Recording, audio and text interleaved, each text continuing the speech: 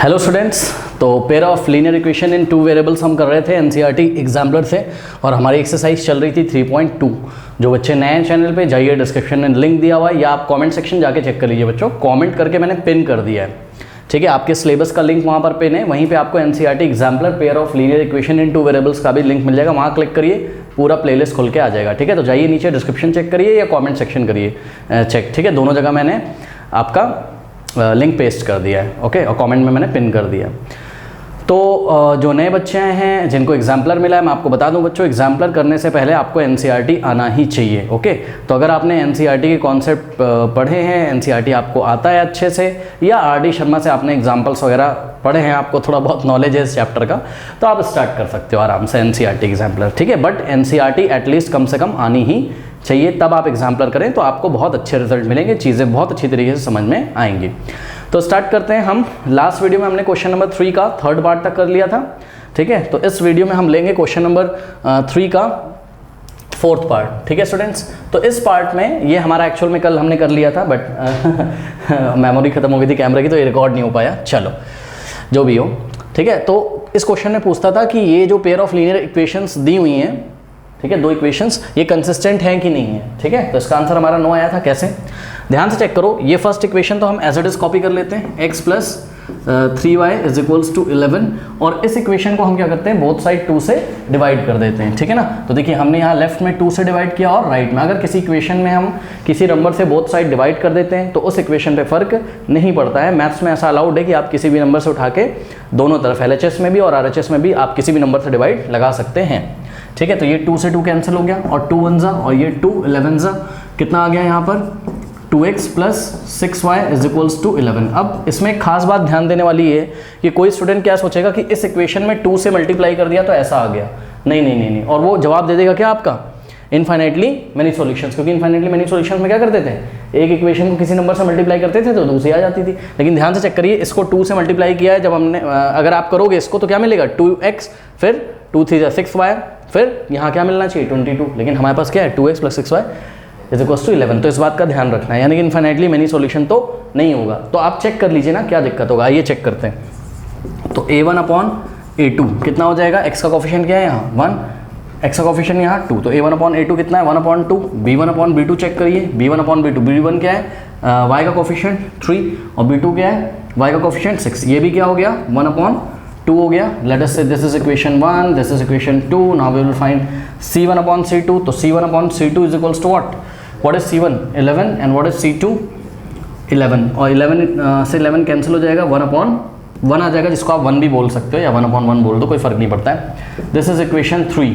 Now from equation 1 2 and 3 we can see that कि a1 upon a2 तो 1 upon 2 है और b1 अपॉन b2 भी 1 अपॉन 2 है, यानी कि a1 upon a2 is equals to b1 upon b2 but not equals to what c1 upon c2, क्योंकि c1 upon c2 आपका 1 अपॉन 2 थोड़ी ना आया है, क्या है 1 अपॉन 1 आया है, यानी कि a1 upon a2 is equals to b1 upon b2 is not equals to what c1 upon c2। ये तो कौन सा कंडीशन आ गया, नो सॉल्यूशन वाला, यानी कि सिस्टम कैसा है, इनकंसिस्टेंट, और उसका ग्राफ कैसा आएगा, पैरेलल लाइंस, ठीक है ना। बात समझ में आई? तो ये हमने जस्टिफिकेशन दे दिया और इन्होंने हमसे पूछा था क्या सिस्टम कंसिस्टेंट है, तो हमारा आंसर क्या होगा, no, the system is not consistent, okay, the system is inconsistent because a1 upon a2 is equals to b1 upon b2 is not equals to c1 upon c2। कर लीजिए। लेते हैं question number 4, कह रहा है कि for the pair of equation lambda x plus 3y plus 7 is equals to 0 and 2x plus 6y minus 14 is equals to 0. To have infinitely many solutions, the value of lambda should be 1. Is the statement is true? Give reason. Okay. Question समझ में आया? क्या कह रहा है कि दो equations दी हुई हैं आपको, ठीक है। फर्स्ट इक्वेशन क्या बोलिए, lambda x plus 3y plus 7 is equals to 0, ये आपका फर्स्ट इक्वेशन है।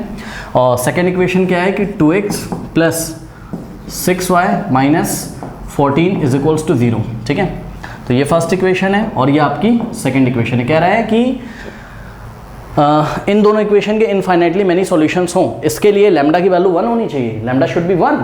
अब सुनो, हम एक काम करेंगे, हम ऐसे हिट एंड ट्रायल करके आंसर नहीं देंगे। हम क्या करते हैं, चलो लैम्डा की वैल्यू फाइंड कर लेते हैं, और अगर लैम्डा की वैल्यू 1 आ गई और यूनिक आ गई, मतलब 1 आनी चाहिए, 1 के अलावा अगर कुछ और भी आ गई तो ये स्टेटमेंट क्या हो जाएगा, फॉल्स हो जाएगा। बात समझ में आई?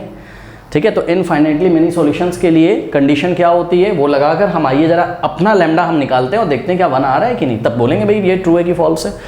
तो what is the condition of infinitely many solutions? Infinitely many solutions means dependent and consistent, a1/a2 = b1/b2 = c1/c2 condition होती है। सुनो, हम चेक नहीं करेंगे, होती है तो हम लगा देंगे, बात समझ में आई? तो यानी कि a1/a2 = what, b1/b2 = c1/c2। अब ध्यान दें, a1 क्या है? लैम्डा, भाई x का कोफिशिएंट क्या है? लैम्डा। a2 क्या है? x का कोफिशिएंट यहाँ पर 2 है, इज टू b1/b2। b1 क्या है? y का कोफिशिएंट 3 और b2 क्या है? y का कोफिशिएंट 6 इज टू c1 क्या है? y का कोफिशिएंट कांस्टेंट टर्म है ना 7। और ध्यान देना है कि नंबर 0 के लेफ्ट में हो, दोनों तरफ होनी चाहिए, तो यहाँ भी 7 लेफ्ट में हो, -14 भी लेफ्ट में, ठीक है। तो c1/c2 की जगह क्या आएगा? -14 साइन के साथ लेंगे। कोई डाउट है? अब ध्यान दीजिए जरा, पता है क्या, -14, इस माइनस को मैं नीचे लिखूं या ऊपर लिखूं, बात क्या है? सेम। तो मैंने क्या किया, इस माइनस को 7/-14 की जगह मैंने यहाँ माइनस ऐसे करके इसके सामने लगा दिया। कोई डाउट है? अब एक बात बताओ, देखो सिंपल सी बात है, सिंपल सी बात आप समझो जरा। देखो 7 1 जा 7, 7 2 जा 14, ठीक, 3 1 जा 3, 3 2 जा 6। अब ये आपको कैसा दिख रहा है? देखो λ/2 = 1/2 = यहाँ माइनस है, प्लीज़ ध्यान दें। अब देखो पता है लैम्डा की ना, हाँ लैम्डा की वैल्यू तो अब पता है कोई पॉसिबल ही नहीं होगी, पता है क्यों? क्योंकि यही गलत हो गया यहाँ पे, देखो ना भाई b1/b2 = c1/c2 आ गया है, तो यहीं पे प्रॉब्लम होगी। चेक करो ना भाई, ये b1/b2 क्या है? 1/2 और c1/c2 क्या है? -1/2 है। क्या 1/2 -1/2 के इक्वल होता है? नहीं। तो यहीं पे स्टेटमेंट फॉल्स हो गया। फिर भी हम लैम्डा निकाल के दिखाएंगे, आइए हम दिखा देते हैं। तो लैम्डा निकाल के कैसे दिखाते थे, याद होगा आपको? एक बार हम इसको इसके इक्वल रखते थे, यानी कि लैम्डा भाई ये इसके इक्वल है और ये इसके इक्वल है, ऐसा है अकॉर्डिंग टू द हमारी कंडीशन। तो एक बार इसको इसके इक्वल रखेंगे और एक बार इसको इसके इक्वल रखेंगे और दोनों बार हम लैम्डा निकाल लेंगे। तो क्या आ जाएगा? First time λ/2 = 1/2। यहाँ से लैम्डा कैसे फाइंड करेंगे? या तो 2 को 2 से यहीं काट दो, सीधे λ1 आ जाएगा, या तो आप 2 को उधर भेज दो, कोई बात नहीं। तो क्या हो जाएगा? 2 × λ क्रॉस कर दो, 2 × λ = 2 1 जा 2, ठीक है। फिर इस 2 से उधर डिवाइड लगा दो, जैसा करना है वैसा कर लो, ठीक है। ये आ गया, ये taking reciprocal on both side, जो मन है वो कर लो, उसके बाद सॉल्व कर लेना। तो ये 2 से 2 कैंसिल हो गया, क्या बचा है? 1/1 यानी कि 1। लैम्डा यहाँ से क्या आ गया? 1 आ गया, ठीक है। अब this is equals to this करो, मतलब λ/2 = what, -1/2, ठीक है। अब आप समझ रहे होगे 2 × λ, 2 λ = 2 × -1, प्लीज़ ध्यान दें, -1 है, 2 × -1 -2, ये 2 उधर जाएगा तो -2/2, 2 से 2 कैंसिल, 1/1 और आगे माइनस लगा हुआ है, इसका मतलब क्या आ जाएगा? λ = -1। अब एक बात बताओ, लैम्डा की कितनी वैल्यूज़ आ गई? 2 वैल्यूज़ आ गई। तो लैम्डा की यूनिक वैल्यू तो आई ही नहीं है ना? तो हम क्या लिखेंगे एग्जाम में कि this statement is what, true और फॉल्स पूछा था ना, तो दिस स्टेटमेंट इज फॉल्स। अब सुनो, एग्जाम में हम लैंग्वेज कैसे लिखेंगे इसमें, ये हमने आपको लैंग्वेज यहाँ पर लिख के दिखाई हुई है, तो इस लैंग्वेज को आप प्लीज़ देखिए। हम लिखेंगे hence lambda does not have unique value, मतलब लैम्डा की एक वैल्यू नहीं आई है, तो 2 वैल्यू आ गई, 1 भी आ गया, -1 भी आ गया लैम्डा का वैल्यू। फिर लिखेंगे for no values of lambda the given pair of linear equation has infinitely many solution, यानी कि लैम्डा की ऐसी कोई भी वैल्यू पॉसिबल नहीं है जिसके लिए ये वाली और ये वाली इक्वेशन के क्या हो, इनफाइनाइटली मैनी सॉल्यूशन हो। तो this statement is a false statement. कर लीजिए। क्वेश्चन नंबर 5 है, कह रहा है कि for all real values of c, please ध्यान दें, आपको रियल वैल्यूज़ पता है क्या होती हैं? रियल नंबर को वो क्या कह रहा है? रियल वैल्यूज़ बोल रहा है।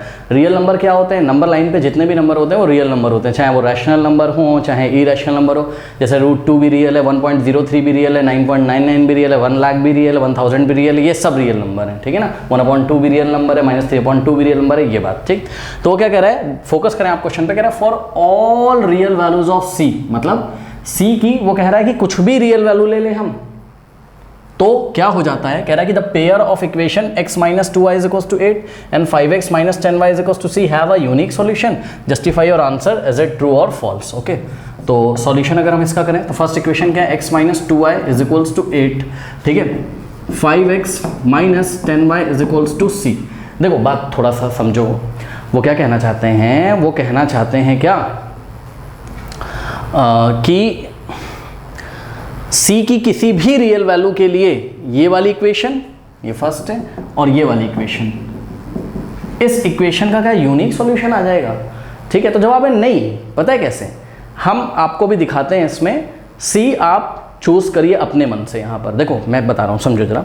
मैथ्स में क्या होता है कि हम काउंटर एग्जाम्पल लेके किसी बात को फॉल्स कर सकते हैं। ठीक, देखिए इसको हम बोलते हैं काउंटर मेथड। मैथ्स में क्या बोलते हैं? Counter methods. ठीक है, आप क्लास 11th में एक चैप्टर मैथमेटिकल रीजनिंग वहाँ पढ़ोगे, काउंटर मेथड। काउंटर मेथड क्या होता है? काउंटर मेथड में हम क्या करते हैं, अगर मैथ्स में हमको किसी बात को गलत प्रूफ करना होता है और हमें समझ में आ रही होती है हाँ भाई ये बात गलत है, तो हम क्या करते हैं, एक एग्जाम्पल लेके उसको काउंटर कर देते हैं। काउंटर मतलब उसको गलत साबित कर देते हैं और वो हमेशा के लिए गलत हो जाती है। ठीक है, तो आइए हम आपको दिखाते हैं इसको हम कैसे काउंटर करने जा रहे हैं। देखिए अगर आप गौर करो, वैसे तो आप सी की कुछ भी वैल्यू ले लो, फिर भी पता है मैंने क्या सोचा, मैंने ये सोचा यहाँ पर क्या है बताओ, x है, ठीक, और यहाँ पर क्या है 2 है, और यहाँ पे x पॉजिटिव है और 2 के आगे नेगेटिव है। यहाँ पे भी देखो x के आगे क्या है, प्लस का 5 है और यहाँ माइनस का 10 है। तो मुझे ये समझ में आ रहा है कि अगर इस इक्वेशन में उठा के मैं किससे मल्टीप्लाई कर दूँ, 5 से। सोचो सोचो सोचो, ठीक है, तो यहाँ क्या हो जाएगा सोचो, मतलब पहले ये आपका थिंकिंग प्रोसेस है, यहाँ आपने थिंक किया, ये थिंकिंग आपने यहाँ पर करी और अपने मन में, या मैं इसको रफ वर्क में लिख दूँ, है ना। थिंक कैसे कर रहे हो आप, आपने अपने मन में सोचा कि इस इक्वेशन को उठा के हमने 5 से मल्टीप्लाई कर दिया, LHS में भी और RHS में भी, तो ये क्या बन जाएगा बताओ, 5x माइनस 5 2 ज़ा 10y इज इक्वल्स टू 5 8 ज़ा 40। ठीक है, अब सोचो कि अब इस इक्वेशन को, ये जो आपने थिंकिंग करी है रफ वर्क में, ठीक है, तो इस इक्वेशन को इससे कंपेयर करो। ठीक, बिल्कुल मैच कर रहा है, देखो LHS मैच कर रहा है, तो आप अपने मन में सोच लो ना कि C कितना है, 40, C कितना है, 40 है। बात समझो, अगर हम बोल दें कि C क्या है, 40 है, भाई उन्होंने क्या बोला था, C का कुछ भी वैल्यू लो, मतलब किसी भी रियल नंबर के लिए क्या इसका यूनिक सॉल्यूशन होगा, तो भाई हमने कहा ठीक है हमारी मर्जी, आपने बोला तो हमने C इज इक्वल टू क्या चूज कर लिया, 40। ठीक है, आइए जरा चूज करें। तो देखिए हम क्या करने आ रहे हैं, हमने लिखा वो रफ वर्क है, वो रफ वर्क है, हम सोच रहे हैं if we choose what, C is equals to 40, और ब्रैकेट में क्या लिख देंगे, ये 40 क्या है, एक तरीके का रियल नंबर है, यानी कि रियल वैल्यू है, तो ये भी हम बता देंगे एग्जामिनर को। देन इक्वेशन 2 बिकम्स, इक्वेशन 2 कैसी बन जाती है, ध्यान से चेक करिए, 5x minus 10y is equals to 40। अरे 40 भी तो एक रियल नंबर है ना, चूज कर लिया तो क्या हो गया यार। ठीक है, तो ये अब इक्वेशन 2 ऐसी बन गई। ठीक है, और इक्वेशन फर्स्ट ये रही आपकी, अब इसको भी मैं यहाँ पे मैंने 2 लिख दिया, सपोज इसको मैंने यहाँ से हटा दिया। ठीक, ये बन गई। अब अगर हम रेशियो निकालना शुरू करें तो आइए जरा ध्यान से चेक करिएगा जरा, a1/a2 is equals to, x का कोफिशिएंट क्या है 1, यहाँ पे x का कोफिशिएंट क्या है 5, फिर हमने निकाला b1/b2, b1 क्या है ध्यान से चेक करिए, y का कोफिशिएंट -2, ठीक है, b2 क्या है, y का कोफिशिएंट -10। देखिए माइनस से माइनस कैंसिल हुआ, 2 1 और 2 5 यानी कि b1/b2 भी कितना आ गया 1/5। नाउ c1/c2 अगर हम निकालें, इसके लिए जो आपके नंबर्स हैं या तो इक्वल के राइट में होने चाहिए या तो लेफ्ट में, तो यहाँ पे भी ये 8 राइट में और 40 राइट में, यानी कि 8/40, 8/40, 8 1 ज़ा 8 5 ज़ा 40, तो कितना हो गया ये भी, इसका आप नाम रख दो, let us say this is equation 3, this is equation 4, this is equation 5। From equation 3 4th and 5th we can say that कि a1/a2 is equals to what, b1/b2 is equals to c1/c2। भाई तीनों ही equal हैं किसके, 1/5 के, तो आपस में तीनों इक्वल हो गए from equation 3 4th and 5th। अब आप ध्यान से चेक करो, ये कौन सी कंडीशन है, इनफाइनाइटली मेनी सॉल्यूशन की है कि नहीं है। तो एक real number c is equals to 40 ऐसा भी है जिसपे इन दोनों इक्वेशंस के सॉल्यूशन कैसे हो जाते हैं, इनफाइनाइटली मेनी सॉल्यूशंस हो जाते हैं। और उन्होंने क्या बोला था कि क्या c की हर एक रियल वैल्यू के लिए, मतलब c आप कोई भी रियल नंबर चूज करो तो इसका यूनिक सॉल्यूशन आएगा। बताओ क्या ऐसा हुआ, एक काउंटर एग्जाम्पल से क्या हो गया, ये फेल हो गया। ठीक है, तो हम क्या लिखेंगे आंसर में, हम आंसर में क्या लिखेंगे, फॉल्स। ठीक है, ट्रू और फॉल्स उन्होंने पूछा था, तो हम क्या लिखेंगे आंसर में बताइए, फॉल्स। लेकिन उन्होंने बोला था कि जस्टिफाई करिए। ठीक है, तो जस्टिफाई करने के लिए हमने काउंटर एग्जांपल दिया। अब हम थ्योरी क्या लिखेंगे एग्जाम में, जिन बच्चों को छोटा छोटा दिख रहा है नहीं दिख रहा है मैं डिटेक्ट कर रहा हूँ, सुनिए आपको एग्जाम में लैंग्वेज भी लिखनी पड़ेगी। हम लिखेंगे but if c is equals to 40, फिर ब्रैकेट में लिखेंगे अ रियल वैल्यू, ये एक रियल वैल्यू है, देन द रेशियो c1/c2, ध्यान दें please, then the ratio c1/c2 becomes what 1/5, और ऐसा होने पे क्या हो जाएगा, the system of linear equation has infinitely many solutions, hence at c, इसलिए at c is equals to 40, hence at c is equals to 40 the system of linear equation does not have unique solution. तो ये counter हो गया कि नहीं हो गया, तो ये तो फॉल्स हो गया, कोई डाउट है। अब सुनो, बच्चे बोलेंगे कि c इज इक्वल्स टू 40 क्यों ले लिया, अरे मैंने अपने मन में पता है क्या सोचा, मैंने अपने मन में वो वाला कॉन्सेप्ट सोचा, कौन सा, याद करो कि अगर फर्स्ट इक्वेशन को हम किसी रियल नंबर से मल्टीप्लाई कर दें तो एक जो इक्वेशन आपको मिलती है, तो ये दोनों इक्वेशंस कैसी होती हैं, डिपेंडेंट एंड कंसिस्टेंट होती हैं, और इनके ग्राफ कैसे आते हैं, कोइंसिडेंट लाइन आती है, याद है आपको, ठीक है, और इनके इनफाइनाइटली मेनी सॉल्यूशंस होते हैं। तो मैंने यही बात दिमाग में सोच के सी को कितना चूज किया, 40, ताकि ये वाला रेशियो मेंटेन हो जाए और हम इसको काउंटर कर दें। काउंटर करने का मतलब ये वाला केस ना आने पाए। बात समझ में आई कि नहीं आई, ठीक है, हाँ, ओके, तो ऐसा है। अब देखो जरा, बच्चे बोलेंगे कि ऐसे ही काउंटर कर सकते हैं क्या, हम यहाँ से भी तो काउंटर कर सकते हैं। हाँ भाई, यहाँ से भी काउंटर कर सकते हो, बिल्कुल। आप एक काम करो, आप c की वैल्यू कुछ और चूज़ कर लो, भाई आपकी मर्जी है। आपने c-2 चूज़ कर लो, आप c+2 चूज़ कर लो, आप c45 चूज़ कर लो, तो हाँ 8 ले लो c की वैल्यू। तो ये कह रहे हैं कि 8 की वैल्यू c ले लो। अगर हम if c is equals to what, 8 ले लें, तो क्या होगा, फर्स्ट इक्वेशन तो ऐसी ही रहेगी, और सेकंड इक्वेशन क्या हो जाएगी बताइए, 5x minus 10y is equals to, आप -8 ले सकते थे तो यहाँ माइनस लिखना पड़ता आपको, ठीक है। अभी हमने 8 लिया है तो हम 8 ले लेते हैं, ठीक है। और अगर अब हम कंडीशन निकालते हैं, अब ये सेकंड बन जाती है आपकी, है ना, तो ऐसे भी कर सकते थे आप। तो क्या आ जाता बताओ, a1/a2 इज इक्वल्स टू, भाई -2/-10 भी क्या आता, 1/5, but not equals to what, c1/c2, क्योंकि 8/8 क्या हो जाता, 1/1। तो a1/a2 is equals to b1/b2 is not equals to c1/c2। और ये कौन सा केस हो जाता, ये हो जाता कि सिस्टम ही इनकंसिस्टेंट हो जाता, ठीक है। ये तो कौन सा केस हो जाता आपका बताइए, नो सॉल्यूशन हो जाता। फिर हम अपनी कॉपी में क्या लिखते बताइए,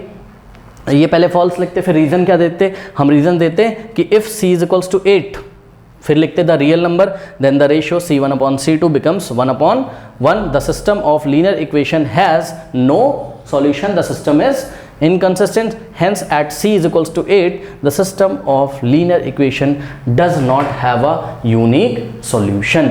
ऐसे करके आप काउंटर कर दो, जैसे करके करना हो वैसे करके कर दो। कोई डाउट है बताइए, कर लीजिए। अब देखिए स्टूडेंट, ये इसको हम एक और तरीके से अपना थिंकिंग प्रोसेस में कर सकते हैं, क्या कि अगर हम c की कोई भी वैल्यू ना लें, इसको काउंटर एग्जांपल से ना करना चाहें, तो हम ऐसे भी कर सकते हैं। ध्यान से चेक करो, यूनिक सॉल्यूशन का क्या केस होता है, a1/a2 is not equals to what, b1/b2। लेकिन यहां पर आप एक और आंसर लिख सकते थे, पहले लिखते आप फॉल्स, हम बोलते फॉर ऑल, ध्यान से करिएगा, for all real values of c, for all real values of c, for all real values of c आप कुछ भी चूज करें, लेकिन हमेशा यहां पर आप ध्यान से चेक करिए, a1/a2 इज इक्वल्स टू क्या आ रहा है, b1/b2। बात समझिए ना, a1/a2 is equals to what, b1। हर बार ऐसा आ जाएगा कि नहीं आ जाएगा बताओ भाई, a1/a2 निकालो ना, a1 क्या है 1 और a2 क्या है 5, तो 1/5 इज इक्वल्स टू व्हाट, -2/-10। समझो ना, a1/a2 तो हर बार b1/b2 के इक्वल आ रहा है, c कुछ भी हो। तो हमने क्या लिखा, हमने अपनी कॉपी में लिखा false, because for all real values of c a1/a2 is always equals to what, b1/b2। And we know that the case of unique solution is what, a1/a2 is not equals to b1/b2। ऐसा तो कभी आएगा ही नहीं। c कुछ भी हो, आप कुछ भी चूज कर लो c, आपका ऐसा कभी नहीं आएगा, क्योंकि हर बार a1/a2 is equals to what, b1/b2 आ रहा है, ठीक। तो अब यूनिक सॉल्यूशन होगा ही नहीं c की किसी भी वैल्यू के लिए। अगर a1/a2 is equals to b1/b2 आ रहा है, तो इसका क्या मतलब है, इसका मतलब है कि भाई या तो वो c1/c2 के इक्वल होगा, तब तो इनफाइनाइटली मेनी सॉल्यूशंस हो जाएंगे, वो भी मैंने आपको दिखाया, और या तो a1/a2 is equals to b1/b2 is not equals to what, c1/c2 हो जाएगा। यानी कि c की वैल्यू ऐसी होगी कि या तो ये कंडीशन सेटिस्फाई हो जाएगी और या तो ये कंडीशन सेटिस्फाई हो जाएगी।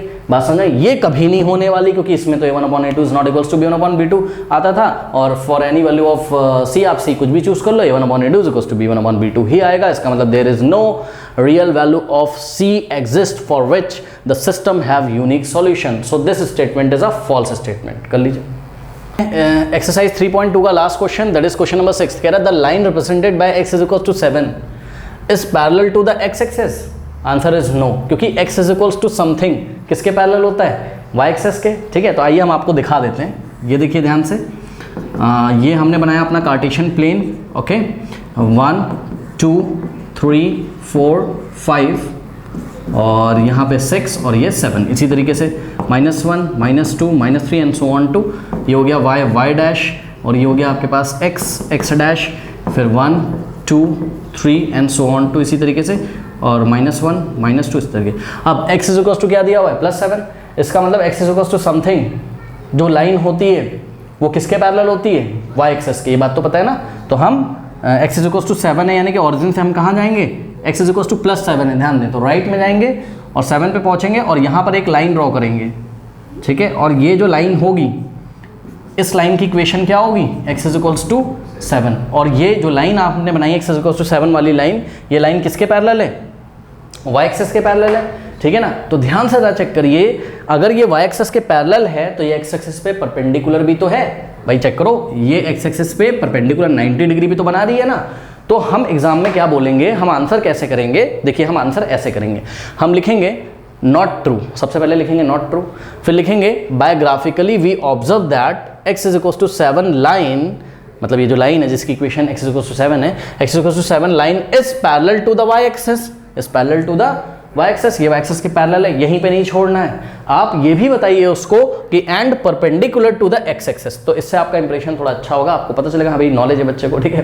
तो x एक्सिस पे परपेंडिकुलर भी, उसने क्या पूछा था, x एक्सिस पे पैरेलल है, लेकिन आ क्या गया, x एक्सिस पे परपेंडिकुलर आ गया, तो ये स्टेटमेंट कैसा हो गया, फॉल्स हो गया। कर लीजिए स्टूडेंट, बढ़ते एक्सरसाइज 3.3 की तरफ और लेते हैं पहले सैम्पल प्रॉब्लम 1, ठीक है, फिर हम एक्सरसाइज पे आएंगे। इसमें कुछ सैम्पल प्रॉब्लम दी, पहले वो सॉल्व कर लेते हैं। कह रहा for which value of p and q will the following equations with the following pair of linear equation in two variable have infinitely many solutions. तो इक्वेशन 1 है 4x + 5y is equal to 2, equation 2 क्या है 2p + 7q into x + p + 8q into y is equal to 2q - p + 1, ठीक है। इनके infinitely many solutions के लिए p और q की क्या वैल्यूज होंगी, मतलब आप समझो ना, यहाँ x के सामने कुछ नंबर होगा, वो नंबर क्यों नहीं दिख रहा है, क्योंकि भी p और q की वैल्यू नहीं पता है हमें, तो यही p और q की वैल्यू हमें निकालनी है। तो बहुत ईजी क्वेश्चन है, क्या करेंगे, इनफाइनाइटली मेनी सॉल्यूशन है तो केस लगा देंगे इनफाइनाइटली मेनी सॉल्यूशंस का। क्या होता है बताइए, a1/a2 is equals to what, b1/b2 is equals to c1/c2, ठीक है। अब आप ध्यान से चेक करिए, यहाँ पर कितने अननोन्स हैं आपके पास, 2, p और q, दो अननोन है, ठीक है, दो ऐसे अननोन है जिनकी वैल्यूज आपको फाइंड करनी है। तो दो अननोन होते हैं, अगर 2 अननोन्स होते हैं तो कितनी इक्वेशंस बनती हैं, 2 इक्वेशंस बनती हैं, पेयर ऑफ लीनियर इक्वेशन ही तो बनती हैं, यानी कि यहाँ पर p और q में pair of linear equation in two variable बनेगी, और एलिमिनेशन मेथड से या सब्स्टिट्यूशन मेथड से जैसे भी होगा हम उसको सॉल्व कर लेंगे, ठीक है। तो आइए जरा हम इसको करते हैं। हाँ भाई, a1/a2, चलिए बताइए, a1 कितना है आपका, x का कोफिशिएंट 4 है, ठीक है। a2 कितना है आपका, x का कोफिशिएंट, सेकेंड इक्वेशन में 2p + 7q, okay, is equals to what, b1/b2, what is b1, y का coefficient, upon what is b2, y का कोफिशिएंट, सेकेंड इक्वेशन में means p + 8q is equals to c1/c2, what is c1।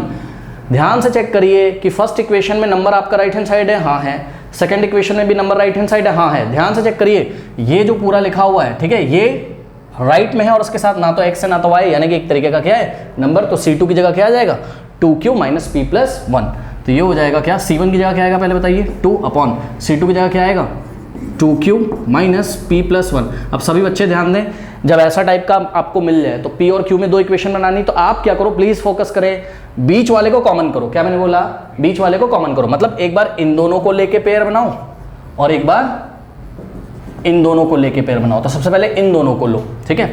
तो now we take what we take 4/2p + भाई तीनों ही आपस में equal है ना, एक बार इसको इसके इक्वल रखो और एक बार इसको बीच वाले को कॉमन कर लिया करो, ऐसे कर लिया करो जब भी इक्वल लगाओ यहाँ पर। तो 4/2p + 7q is equals to क्या हो जाएगा बताइए, 5/p + 8q।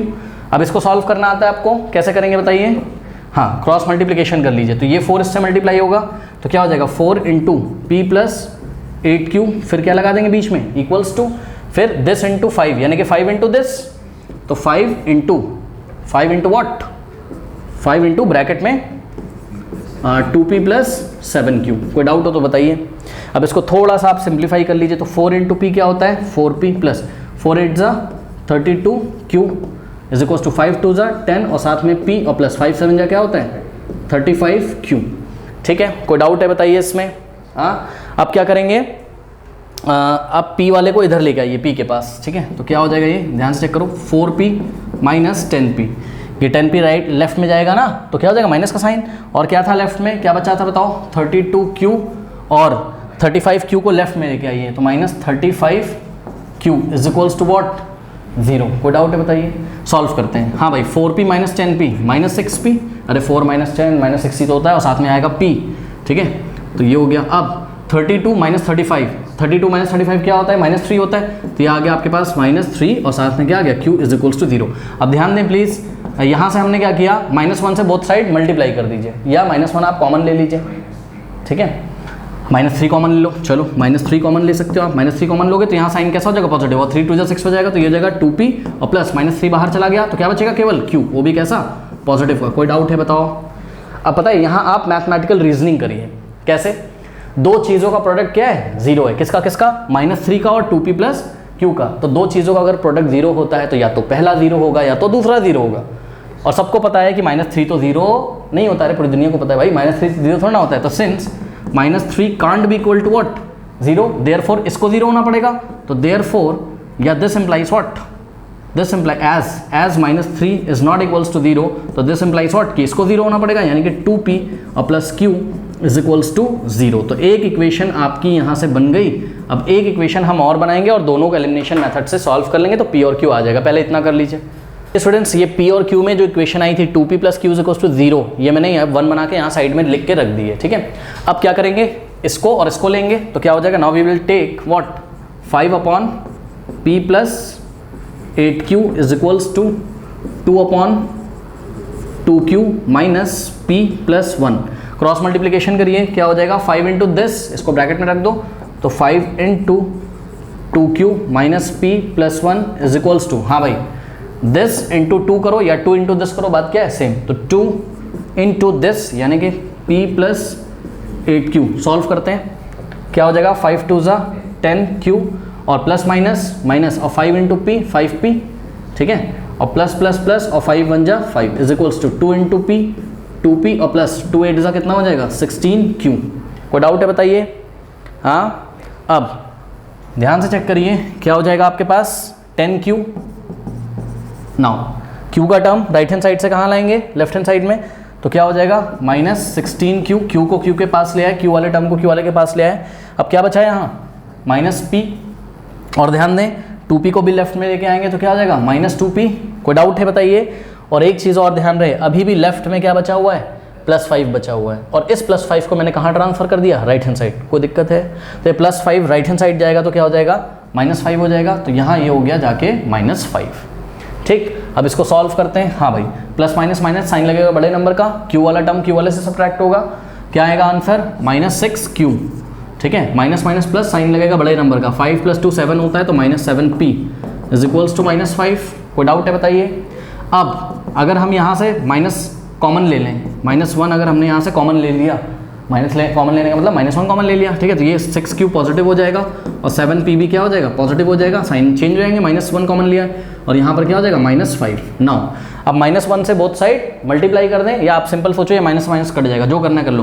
तो -1 से अगर हम बोथ साइड मल्टीप्लाई करें तो -1 × -1 ये प्लस हो जाएगा, +1 और 1 +1 लिखने की जरूरत नहीं है, तो ये ब्रैकेट ऐसा हो जाएगा, यानी कि 6q और plus 7p is equals to, यहाँ -1 से करो तो -1 × -5 +5 होता है, तो ये बन गई आपकी इक्वेशन नंबर 2। कोई डाउट है बताइए।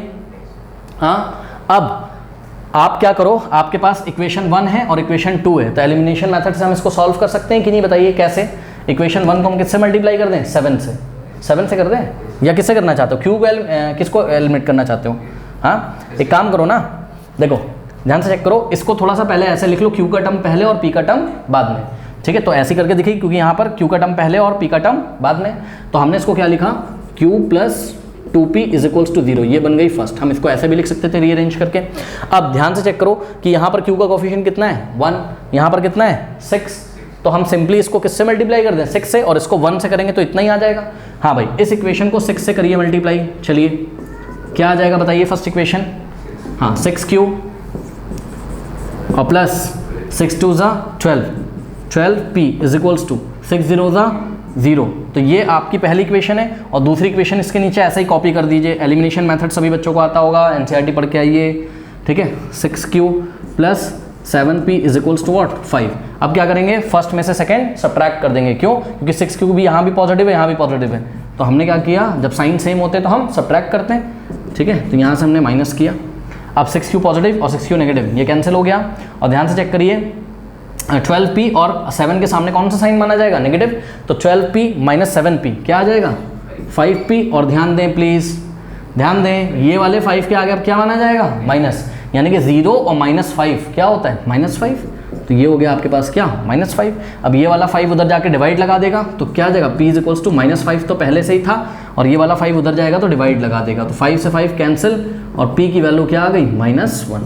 कोई डाउट है बताइए। और जब 5 को उधर डिवाइड लगाओगे तो साइन मत चेंज कर देना ये वाले 5 का, ठीक है। तो p की वैल्यू कितनी आ गई बताइए, -1। अब सिंपली एक काम करते हैं, हम ले जाके p कहाँ पुट कर दें, इक्वेशन नंबर 1 में। इसमें कोई प्रॉब्लम हो जाएगी बताइए अगर हम पुट कर दें तो, हाँ। तो यहाँ पे हम जगह बनाते हैं, ध्यान से चेक करिए, ठीक है। आपकी इक्वेशन 1 क्या थी, q + 2p = 0 ना, तो q + 2p = 0। नाउ पुटिंग, आप सब ये सब अपनी कॉपी में लिखिएगा, मैं लिख नहीं रहा हूँ। Putting p = -1 in equation number 1, तो क्या हो जाएगा, q और प्लस 2 इंटू p था, तो 2 इंटू p की जगह क्या रखा हमने, -1। तो यहाँ पर आ गया q + -, 2 1 2 = 0, 2 जाएगा राइट में, तो q की वैल्यू कितनी आ जाएगी, +2। कोई डाउट है, तो final answer is what, answer is p = -1 and q = 2, ठीक है। तो हम क्या लिखेंगे, if p = -1 and q = 2 then the given system have infinitely many solutions। Okay, तो इसको आप कर लीजिए। तो स्टूडेंट सैम्पल प्रॉब्लम 2 और एक्सरसाइज 3.3 हम नेक्स्ट क्लास में करेंगे। और जाते जाते आप एक काम करना ना भूला करिए, कमेंट सेक्शन ज़रूर जाके चेक करें, वहाँ पर सभी टॉपिक्स के सभी आपके चैप्टर्स के लिंक दिए हुए हैं, और डिस्क्रिप्शन भी चेक करना ना भूला करें, ठीक है। तो चलिए मिलते हैं नेक्स्ट वीडियो में, तब तक के लिए पढ़ते रहिए, बढ़ते रहिए, ऑल द बेस्ट।